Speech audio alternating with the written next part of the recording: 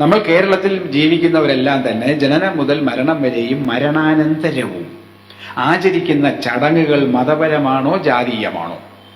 ക്രിസ്ത്യാനികൾക്കും ഇസ്ലാമിക വിശ്വാസികൾക്കും അവരുടെ മതപരമായ ചില ചടങ്ങുകൾ മാത്രമേ ഉള്ളൂ. ഇത് രണ്ടുമല്ലാത്ത വിഭാഗം, നമ്മൾ ഹിന്ദു എന്നറിയാതെ വിളിച്ചു പോകുന്ന ചില വിഭാഗങ്ങൾ.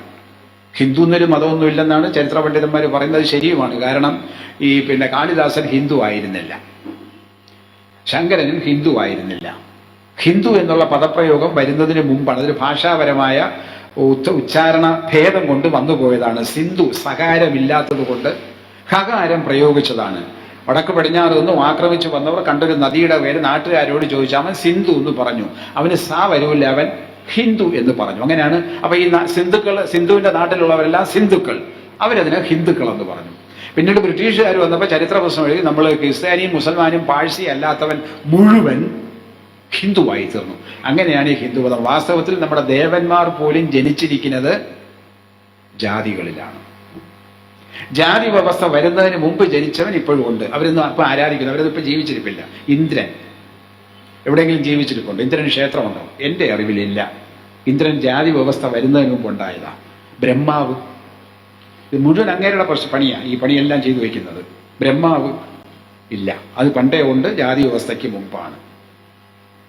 രാമനോ ക്ഷത്രിയ കുലജാതനാണ്, കൃഷ്ണനോ യദുകുലമാണ്. പിന്നെ അവിടെ യുപിയിലോ പിന്നൊക്കെ അറിയാം, യദുകുലജാതനാണ്. ഇവിടെ ഇപ്പോൾ നമ്മുടെ പത്മനാഭസ്വാമി ക്ഷേത്രത്തിലെ സരസ്വതി പൂജയ്ക്ക് മറ്റേ കണ്ടത്തിലേക്ക് എഴുന്നള്ളുമല്ലോ, സരസ്വതി വിഗ്രഹവും എഴുന്നള്ളും, കൂടെ കുമാരസ്വാമിയും വരും. കുമാരസ്വാമിയെ ക്ഷേത്രത്തിനകത്തേക്ക് കയറ്റൂല, കോട്ടയ്ക്കകത്തേക്ക് കയറ്റൂല. പണ്ട് അയ്യങ്കാളിയും കയറ്റിയിരുന്നില്ല. അയ്യങ്കാളി കയറ്റാത്തതുകൊണ്ടാണ് അയ്യങ്കാളിക്ക് രാജാവിൻ്റെ അടുത്ത് പരാതി പറയാൻ പോകണം. അന്ന് രാജാവ് കുതിരമാളിക എന്ന് പറയുന്ന ഇപ്പോഴത്തെ പത്മനാഭസ്വാമി ക്ഷേത്രം തൊട്ട് പടിഞ്ഞാറുള്ള സ്വാതിരനാൾ പണിത കുതിരമാളിക എന്ന കെട്ടിടത്തിലാണ് അന്ന് രാജസ്ഥാനം. അപ്പൊ രാജാവിനെ കണ്ട് പരാതി പറയാനാണ് അയ്യങ്കാളി വരുന്നത്.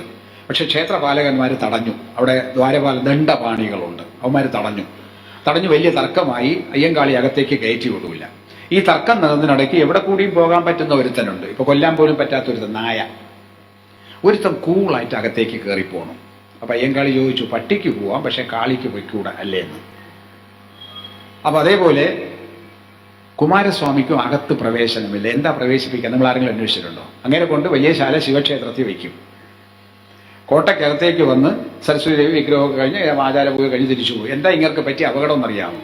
അങ്ങനെ വേളി എന്ന് പറയുന്ന ഒരു ആദിവാസി പെണ്ണെ കല്യാണം കഴിച്ചു. കുമാരസ്വാമിയെ കല്യാണം കഴിച്ചില്ല എന്ന് പറഞ്ഞാൽ അങ്ങനെ ഒരു ഏർപ്പാട് അവിടെ രഹസ്യമായിട്ടുണ്ട് വേളിമലയിൽ.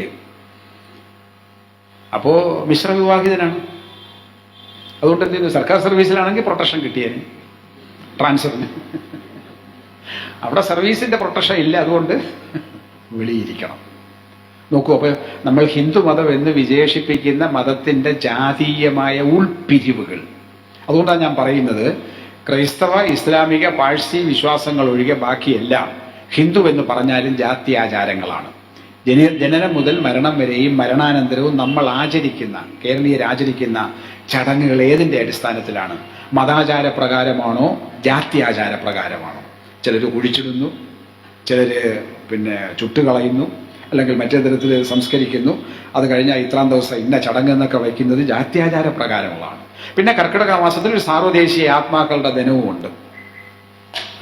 ഇപ്പോൾ UN ഡേ എന്നൊക്കെ പറയുന്നത് പോലെ, സാക്ഷരത മറ്റെന്താണ്, മാതൃഭാഷാ ദിനം, ലഹരി വിമുക്ത ദിനം, യുവാക്കളുടെ ദിനം, അന്താരാഷ്ട്ര വനിതാ ദിനം എന്നൊക്കെ പറയുന്ന പോലെ അന്താരാഷ്ട്ര ആത്മാക്കളുടെ ദിനം. അത് കർക്കിടക മാസത്തിലെ കറുത്ത വാവിൻ്റെ എന്നാണ്. അവിടെ എല്ലാ ആത്മാക്കൾക്കും തൊടാം. അത് നല്ല വരുമാനമുള്ള മാർഗമായതുകൊണ്ടാണ് ശംഖുമുഖത്തും തിരുവല്ലത്തും ഒക്കെ ഭയങ്കര തിരക്കാണ്. അത് ചില ആശാമാരിങ്ങനെ കെട്ടി കണ്ട് കറുക പുല്ലൊക്കെ വെച്ചോണ്ടിരുന്നു കഴിഞ്ഞാൽ നമുക്കും ആശ്വാസമായി. നമ്മുടെ ആശ്വാസം എന്താ? മരിച്ചുപോയ അച്ഛനും അമ്മയും നമ്മളെ ഇനി ഉപദ്രവിക്കരുത്. ഈ ആത്മാവിന് മോക്ഷം കിട്ടുന്നതൊക്കെ അർത്ഥം എന്താണ്? മോക്ഷം കിട്ടാത്ത ആത്മാവ് ഇങ്ങനെ അലഞ്ഞു നടക്കും. അലഞ്ഞു നടന്ന് എപ്പോഴാണ് ഉപദ്രവം വരുന്നതെന്ന് അറിയാൻ പറ്റില്ല. അപ്പോൾ നമുക്ക് നമ്മുടെ അച്ഛനമ്മമാരെ വിശ്വാസമില്ല.